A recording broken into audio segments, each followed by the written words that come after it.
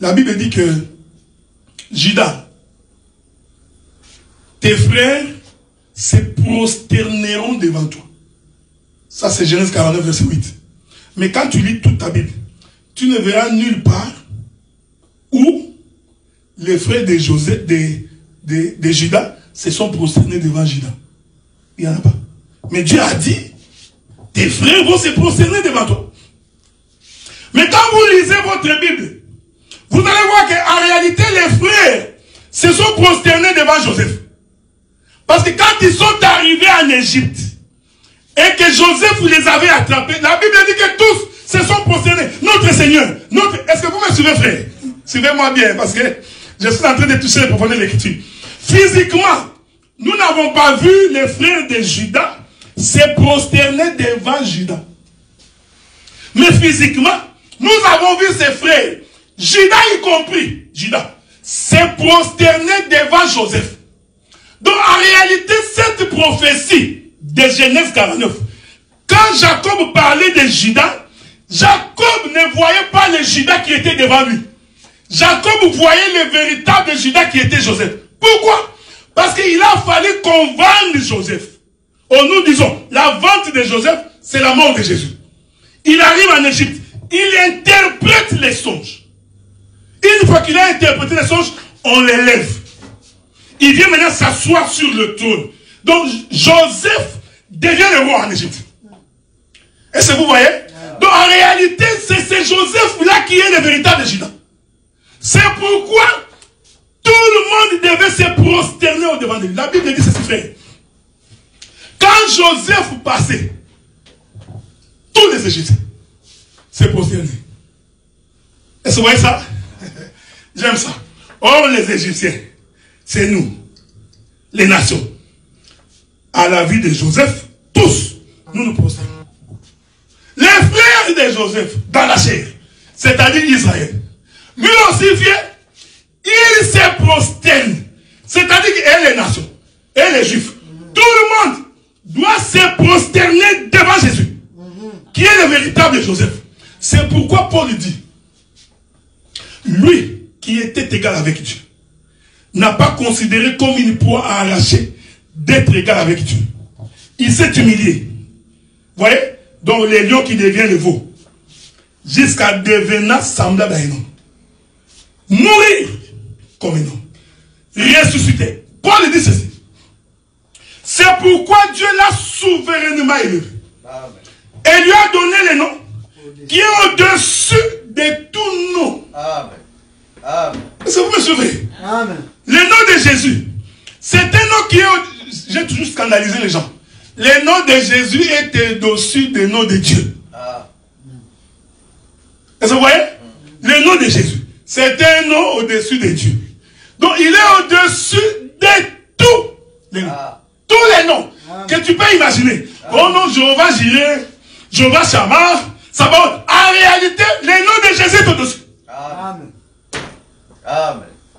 J'aime ça. Maintenant, afin que tout genou. Amen.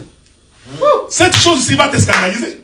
Parce que Exode chapitre 20, Dieu dit aux enfants d'Israël, vous ne vous agenouillerez pas devant quelqu'un d'autre par moi. Amen. Donc Israël savait que mes genoux ne peuvent pas fléchir devant autre personne à part Dieu. Mais Paul dit, afin que dans les cieux, sur la terre, sous la terre, tous les genoux fléchissent devant cet homme de Jésus. C'est ici que nous comprenons, c'est que l'éternel Dieu, c'était lui Jésus. Parce qu'il ne peut pas y avoir deux endroits d'adoration. Amen. Est-ce que vous comprenez ça? Donc ici maintenant vous comprenez, c'était l'acte qu'Aaron posait. Il expliquait beaucoup de choses. Mais l'adoration du veau était une fausse adoration parce que ce n'était pas le temps de la grâce. Amen. Amen. Est-ce que vous me suivez? Amen. Parce que le veau, il représente le temps de la grâce. Amen. Or Israël n'est pas dans le temps, dans ce temps-là. C'est pourquoi c'était une fausse adoration. Amen. C'est comme j'ai toujours dit. Tu peux acheter la télé. C'est bien. Mais va pas mettre la télé dans les toilettes. Donc c'est comme la télé. Mais tu as placé mal la télé. Donc, il y a des choses qu'il faut apprendre à respecter la ligne prophétique. Amen. Amen. Si vous lisez les textes, plus tard, vous allez voir que quand Moïse est arrivé, il a récupéré le veau. Il a encore fondu. C'est devenu liquide. Il a fait boire à tout le peuple. Ça, c'est encore un enseignement. Beaucoup de choses à dire. Le même veau, hein. Tout Israël a bu ça. Bon, laissons ça à côté, parce que nous sommes en train de passer. Maintenant, quand Moïse il descend avec la table. J'ai mes 15 minutes, papa. Je sais. Je descends avec ma table. Moïse descend. C'est ici maintenant que je suis en train d'attirer votre attention. Le peuple pêche. Moïse descend avec la table. Mais qu'est-ce qui a fait quitter Moïse le trône? C'est le péché du peuple. Amen. Parce que Dieu lui a dit, ton peuple que tu as fait sortir de l'Égypte vient de pécher, il faut que tu descendes. Donc si les enfants d'Israël n'avaient pas péché, Moïse ne serait pas descendu. Quelqu'un comprend?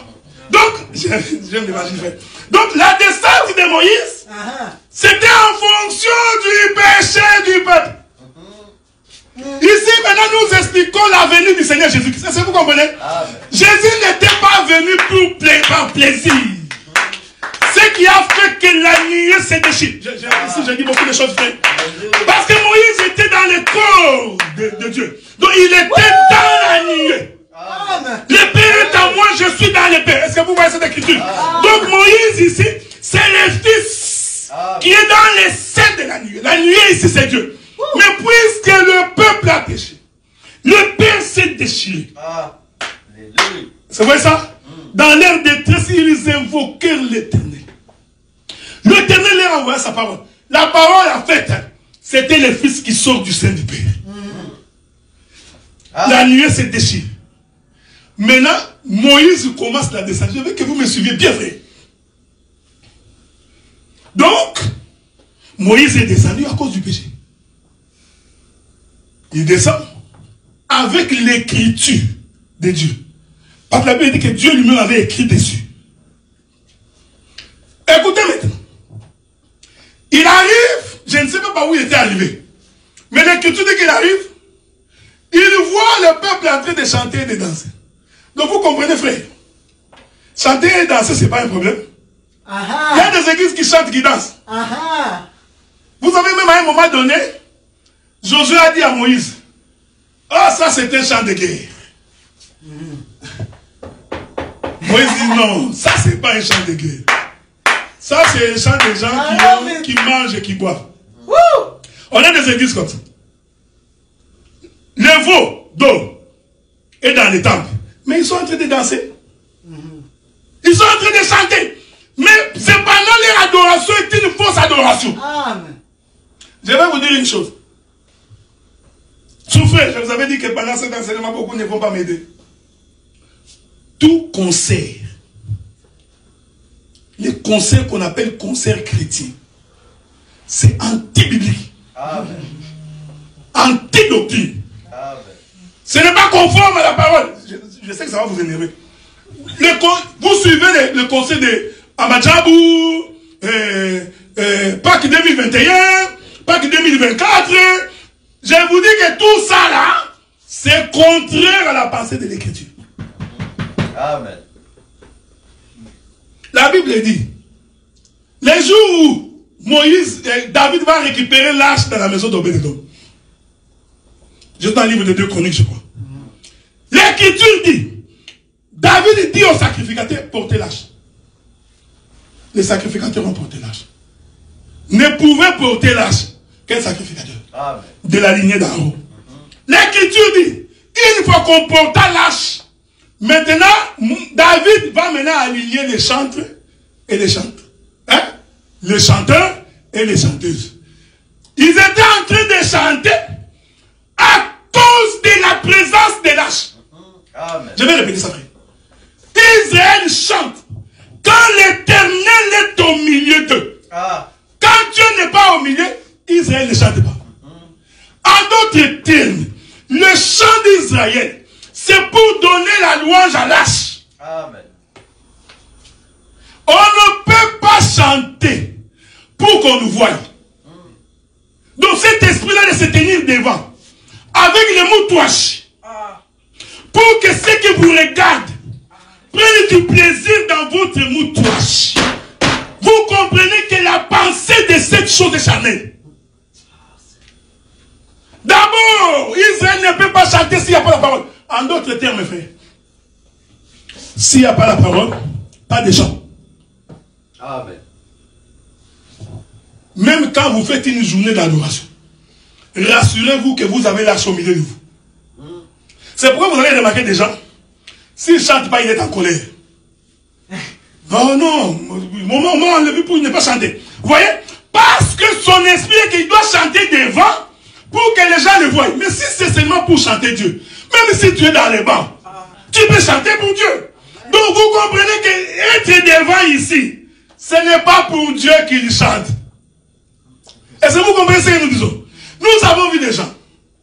Vous allez me supporter, hein? Supportez-moi. Fête de mariage. Les gens en train de boire du champagne. Table, 8 personnes. Table, 8 personnes. Des païens. Des femmes habillées en robe avec les seins dehors. Bras cassés. Vous savez, la robe en forme de poisson. Donc il a une robe qui fait. Donc vous voyez les contours de cette femme-là. Ils organisent un concert. Et ils chantent les noms de Dieu. Voici un modèle qui n'est pas conforme. C'est-à-dire que si Paul entre dans une assemblée comme ça, il va dire certainement Babylone est ici. Amen. Est-ce que vous comprenez? Maintenant, voilà, ils pensent que Dieu n'a pas répondu aux questions. Oh non, mes frères, le frère a quand même produit son album. Alors comment il va récupérer son argent? Donc parce que toi tu penses que tu viens servir Dieu pour devenir commerçant. Donc toi tu as produit ton album pour devenir commerçant. Au nom de Dieu. Il n'y a pas de fondement. Et je vous avais dit la fois passée. Un chantre qui n'a pas une église locale est possédé par l'esprit de Bézéboul. Amen. Tout chantre doit avoir une église locale. C'est ça la parole. C'était organisé, il y a des ministres, des sacrificateurs, les lévites chantent. Dans l'église. Amen. Non, un frère, il fait des concerts. Il est en Allemagne, il est en Belgique, il est un frère de l'église. Il fait des concerts et puis on lui donne l'argent. Droit d'entrée. Ça, que ça vous énerve. Ce n'est pas de Dieu. Amen. Oh non, nous allons faire un concert. Un esprit diabolique. On va faire un concert parce que l'église a besoin d'argent, on va collecter. Non, arrêtez cette histoire-là. Si les gens sont bien enseignés, ils donneront l'argent. Demandez seulement. Ça, on appelle ça vous placer quelque chose. Tu vois, quand vous voulez attraper une poule, vous commencez par jeter les grains de riz. Comme ça, la poule vient en mangeant. Ah, tu attrapes. C'est comme ça qu'on vous attrape. Non! Donc, l'esprit des concerts, c'est un esprit qui a été copié chez les Wenge. Vous avez copié chez les Wenge. Vous avez copié les Atalak chez les Wenge. Même les pas de danse, chorégraphie.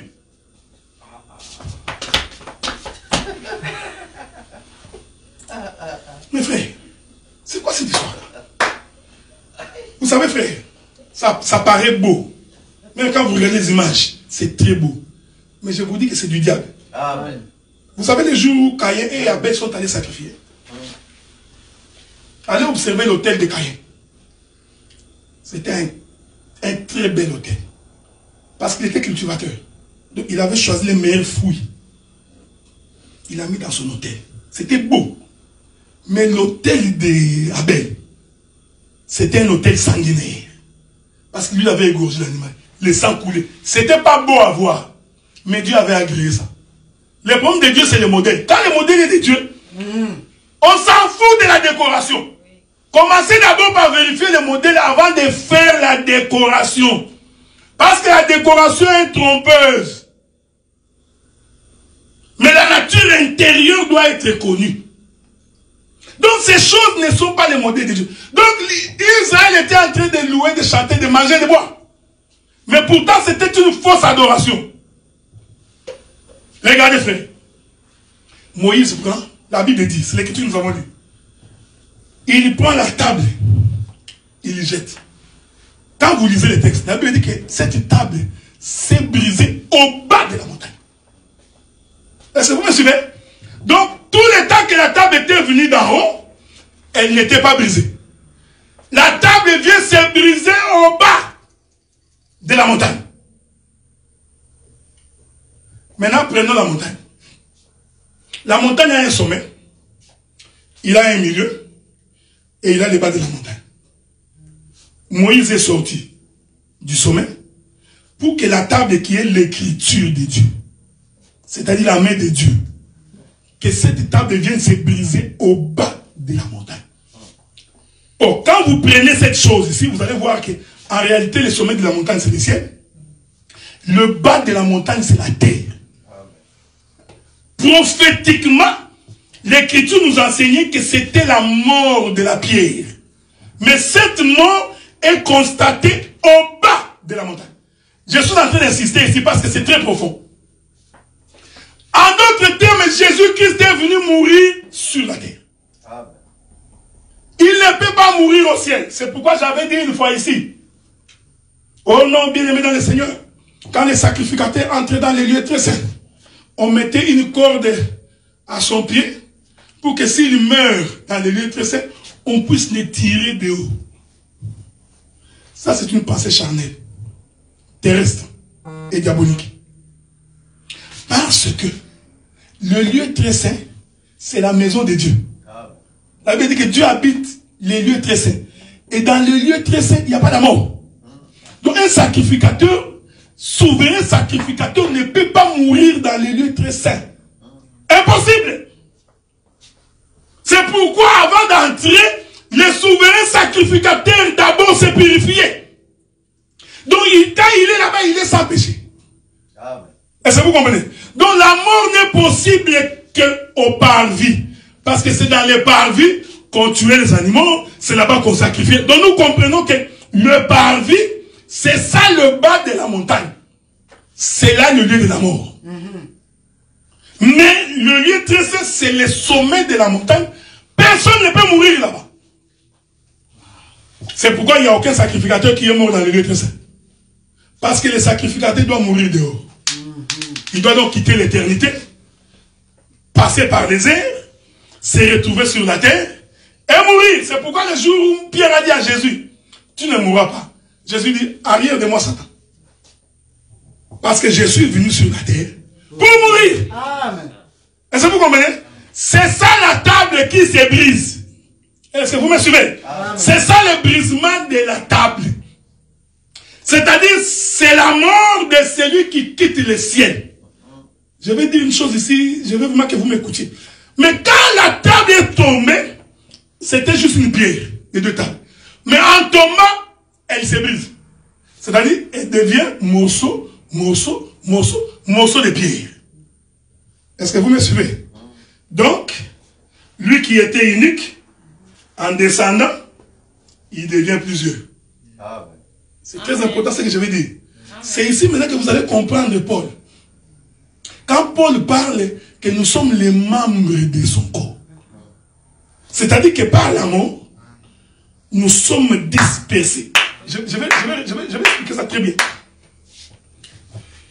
Quand Adam meurt en mangeant les fruits, vous savez, quand Dieu est en train de chasser Adam, en réalité, Adam s'est dispersé. Je vais vous dire une chose. C'est pourquoi quand Adam était dans les jardins, il n'a pas eu d'enfant. Quand Adam était dans les jardins avant de pécher, quand bien même que Dieu avait dit, multipliez-vous, soyez féconds, remplissez la terre. C'est encore une prophétie. Mais tant qu'il était dans les jardins, dans la présence de Dieu, Adam ne s'est pas multiplié. J'aime ça. Maintenant, quand Adam pêche, Dieu le chasse. Nous disons, cette sortie d'Adam, c'est la pierre qui descend du ciel. Est-ce que vous comprenez? En sortant, c'est alors que nous avons la multiplication. Adam connut sa femme engendre. En d'autres termes, Adam qui était seul est devenu plusieurs. C'est ça la pierre qui se brise au bas de la montagne. Je veux que vous me suivez bien. Alléluia. Écoutez, frère, quand nous sommes venus sur la terre, la Bible dit que tous ceux qui sont nés d'Adam, même n'ayant pas péché de la même transgression que celle d'Adam, tous sont péchés. Donc en réalité, en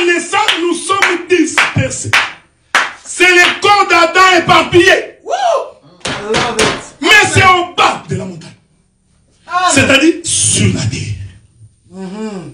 C'est pourquoi l'Écriture dit, le verset que nous avons lu en dernier.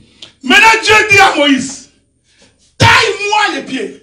C'est ici maintenant qu'il faut avoir l'œil pour voir. Donc Moïse maintenant va commencer à chercher les pierres. Faites attention maintenant parce que ici, quand tu n'as pas l'œil de Dieu, tu ne verras pas. En réalité, frère, je vais donner les Écritures. Moïse cherchait les pierres qui étaient éparpillées. Parce que la pierre est tombée, elle s'est brisée. Maintenant, quand Dieu dit à Moïse, taille-moi des pierres, il ne faut pas être étonné. Moïse, ici, c'est toute une prophétie. On va lire les Écritures. Lisons les Écritures. Mon bien aimé, bête, disons. Prends-moi, souffrir. Je vais trouver cette écriture-là. Prends-moi les livres de Ecclésiaste chapitre 3, verset 5.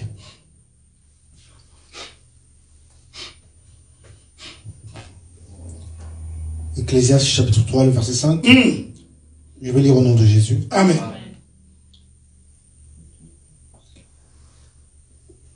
Mais l'écriture commence au milieu d'une phrase, en fait. On peut commencer. Commencez par le verset 4 ou 3, comme tu veux. Bon, je commence à partir du verset 1 et puis descendre. Ok, allons-y. Il y a un temps pour tout. Un temps pour toutes choses sous les cieux. Un temps pour naître et un temps pour mourir. Un temps pour planter, un temps pour arracher ce qui a été planté. Un temps pour tuer et un temps pour guérir. Un temps pour abattre et un temps pour bâtir.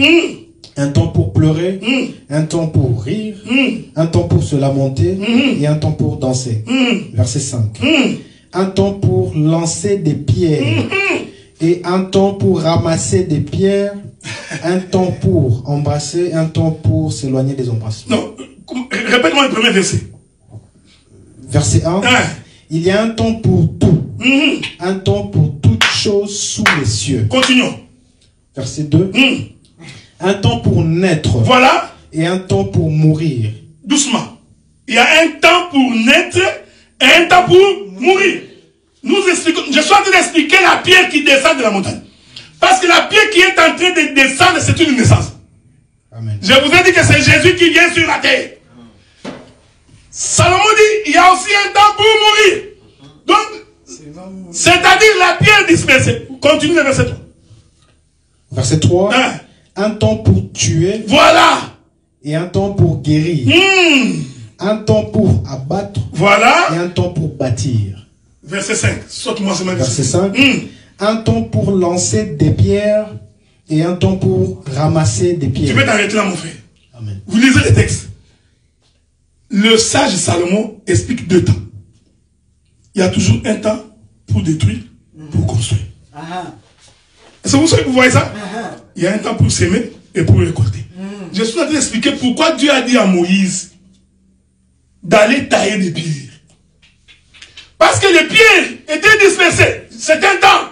Écoutez bien maintenant, Seigneur, j'aime ça. J'aime la Bible, frère. Donc, il dit il y a un temps pour jeter les pierres et il y a un temps pour ramasser les pierres. Nous disons, les mêmes pierres qui ont été jetées, c'est les mêmes qui doivent être ramassées. Pourquoi on ramasse les pierres? C'est pour former le corps du départ. Ça, c'est Salomon qui nous dit ça. Prends-moi le livre des 2 Chroniques. 2 Chroniques. 2 Chroniques, chapitre 2, verset 2. 2 Chroniques. Chapitre 2, verset 2. 2 Chroniques, chapitre 2, le verset 2. Je vais lire au nom de Jésus. Salomon compta 70 000 hommes pour porter les fardeaux. 80 000 pour tailler les pierres dans la montagne. Et 3 600 pour les surveiller. Chapitre 2, verset 18. Chapitre 2, le verset 18. Et il en prit 70 000 pour porter les fardeaux. 80 000 pour tailler les pierres dans la montagne. Et 3 600 pour surveiller et faire travailler le peuple. Alléluia. Amen. Regardez, frère. Quand on construisait les temples, Salomon avait ce qu'on appelle les carrières. Le carrière était dispersé. Et c'est dans les carrières qu'on taillait les pieds. C'est ce que Chronique dit. Une fois qu'on a taillé les pieds, on doit ramener les pieds dans le corps, dans le temple. Donc, une pierre ne peut pas rentrer dans le temple s'il n'est pas préalablement taillé. Est-ce que vous me suivez? Dieu dit à Moïse, taille-moi les pieds. Ici, c'est toute une prophétie. En fait, ici, Moïse, c'est tout un ministère. C'est tout un temps. C'est-à-dire que Moïse a pris le temps de commencer à tailler les pieds.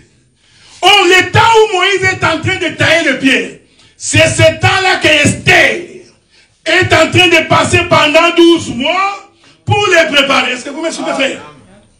Donc, dans l'église, il y a des pierres, il y a Mituma Banga. Amen. Des gens comme ça, il faut des manteaux. Vous savez, quand vous dirigez l'église, il ne faut jamais croire que tout va être facile. Amen. Sans quoi tu vas abandonner le ministère. Donc comprenez que Moïse a souffert. Parce qu'il devait récupérer les manteaux. Qui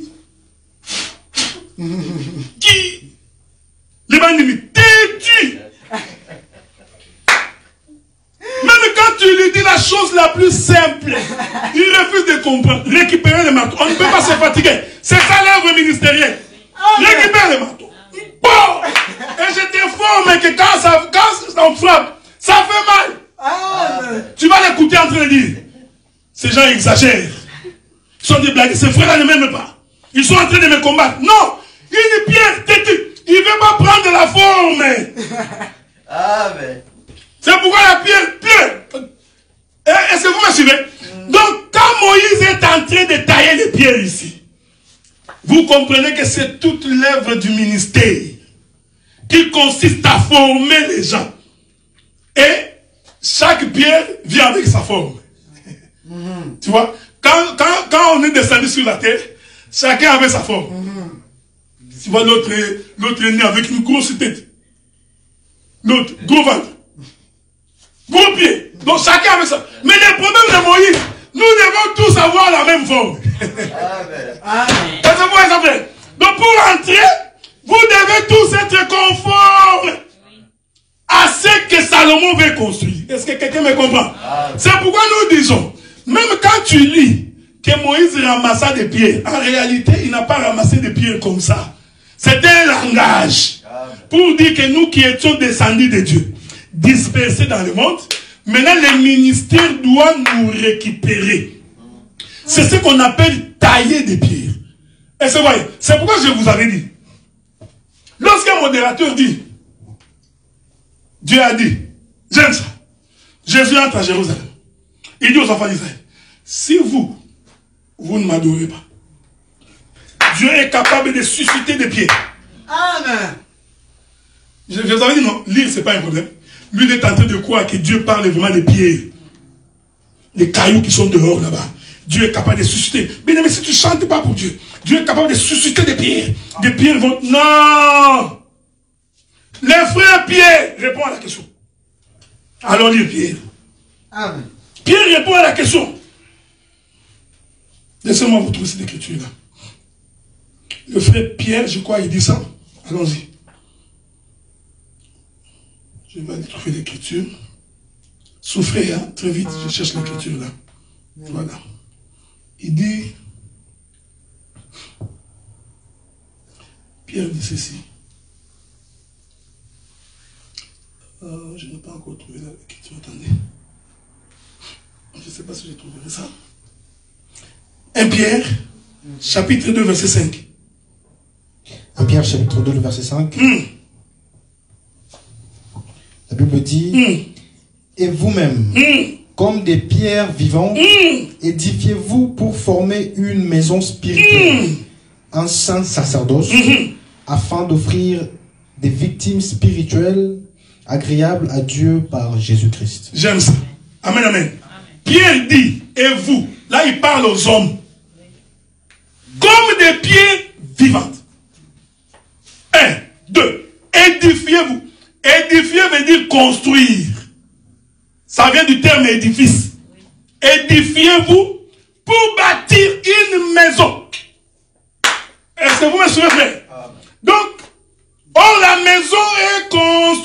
pierres. Quand toutes les pierres entrent en fonction, ça forme une maison. C'est ce que j'appelle moi la pierre de détail. C'est pourquoi nous confessons. Si tu n'étais pas en Dieu avant de venir sur la terre, tu ne rentreras pas au ciel. Donc pour rentrer, je vais expliquer le mariage. Les gens n'ont jamais compris le mariage. Le mariage, ce n'est pas le mariage des John et la sœur Eugénie. La Bible dit l'homme quittera son père et sa mère, s'attachera à sa femme, et les deux deviendront une seule chair. Non, parce que le frère John est toujours là, la sœur Eugénie est ici. Ils ne sont pas une seule chair. Moi je suis ici, ma femme est à la maison. Donc on n'est pas à la même chair. Qu'est-ce que Dieu disait ici? C'est pourquoi, pour créer la femme qui est Ève, Dieu déchire Adam. Est-ce que vous me comprenez, frère? C'est ça la mort de la pierre qui tombe au bas de la montagne. Il déchire Adam. Quand il déchire Adam, il récupère l'os. Écoutez, frère, il ne faut pas être scandalisé. L'os ici, ce sont les pierres dispersées. Vous allez voir. Il récupère l'os. L'écriture dit, maintenant Dieu à partir de l'os, il rassemble un corps. Est-ce que vous voyez? En d'autres termes, Moïse est en train de travailler. Il est en train de tailler les pierres. Donc, on prend une chaise. C'est comme la femme, non? Bon, prenons l'exemple pour Eugénie. C'est la femme du frère John. Bon, il a ses os. Mais tout autour d'elle, il y a la chair. Donc, on a pris la chair, on a collé. Est-ce que vous remarquez? On est en train de tailler les pierres. Donc, ce que Dieu faisait avec Ève, avec l'os qu'il avait retiré, il était en train de tailler la pierre. Tirer de la mort d'Adam. Est-ce que vous voyez ça? Il tire. Mais pendant qu'il est en train de tirer, je t'informe que la côte d'Adam était toujours ouverte. Il finit. La Bible dit maintenant, Dieu ramène. Donc c'est Moïse qui récupère les pieds, qui est en train de monter avec. Donc Dieu ramène à Ève. Moïse regarde Ève. Il dit, voici l'os de maison. Chair de marché. On appelle la femme. Dieu ajoute, c'est pourquoi l'homme quittera son père et sa mère, s'attachera à sa femme, les deux deviendront une seule chair. C'est-à-dire que nous qui étions en Jésus, en venant dans le monde, nous sommes dispersés, mais nous rentrerons dans le corps de Jésus pour former un seul corps. Éphésiens chapitre 4, c'est là que j'ai fini.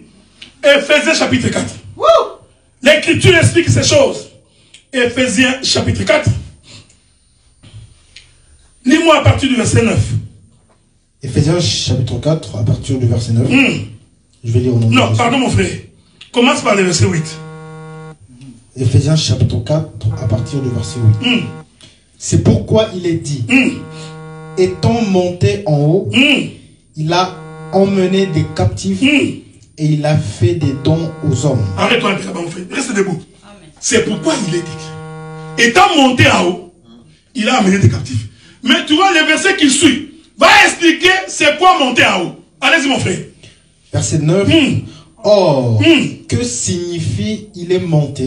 Voilà. Sinon qu'il est aussi descendu dans les régions inférieures de la terre. Arrête, reste debout. Qu'est-ce qui signifie qu'il est monté? Sinon qu'il est aussi descendu. C'est-à-dire avant de monter, il était d'abord descendu. J'insiste frère. Donc avant de ramener les captifs, il était d'abord descendu. Et Paul dit, qu'est-ce qui signifie qu'il est descendu? Qu'il est descendu dans les régions inférieures de la terre. Amen. Oh, qu'est-ce qui signifie les régions inférieures de la terre? C'est la Bible. Hein? Au commencement, l'Esprit de Dieu s'est mouvait au-dessus des eaux. Il n'y avait que les ténèbres à la surface de la Bible. Et Dieu dit, est-ce que vous comprenez? Donc nous étions tous enfoncés dans la Bible. Amen. Continue mon frère. Verset 10. Celui qui est descendu, c'est le même qui est monté au-dessus de tous les cieux afin de remplir toutes choses. Je continue. Verset 11. Il a donné les uns comme apôtres, les autres comme prophètes, les autres comme évangélistes, les autres comme pasteurs et docteurs, pour le perfectionnement des saints en vue de l'œuvre du ministère et de l'édification du corps de Christ, jusqu'à ce que nous soyons tous parvenus à l'unité de la foi, de la connaissance du Fils de Dieu, à l'état d'homme fait, à la mesure de la stature parfaite de Christ, afin que nous soyons plus des enfants flottants et emportés à tout vent de doctrine. Tu peux t'arrêter là, mon frère. Tu peux t'arrêter là. Amen. Vous voyez? Moïse est ici. Moïse taille les pieds. Vous voyez? Il a fait les dons. Les ministères. Apôtres, prophètes, docteurs, évangélistes et pasteurs. Ça, c'est les ministères que Dieu a donné. Je vais vous dire une chose. L'église qui a un pasteur solo, ce n'est pas le modèle de Dieu. Toi-même, pasteur. Évangéliste, c'est toi. Docteur, c'est toi.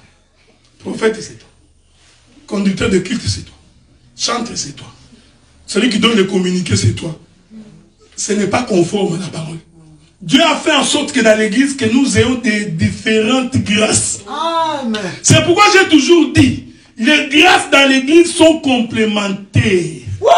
Ne cherche pas à prêcher comme Obed. Parce qu'il a sa propre grâce. Ne viens pas vouloir prêcher comme le docteur Adela. Parce que j'ai ma propre grâce. Donc les grâces sont complémentaires. Il y a des choses que je ne peux pas vous expliquer parce que je n'ai pas cette capacité de les dire. Mais nous avons des frères qui sont capables de t'expliquer tes problèmes, ta maladie, comment prier, comment t'aider. Nous en avons. Ce sont les différentes grâces.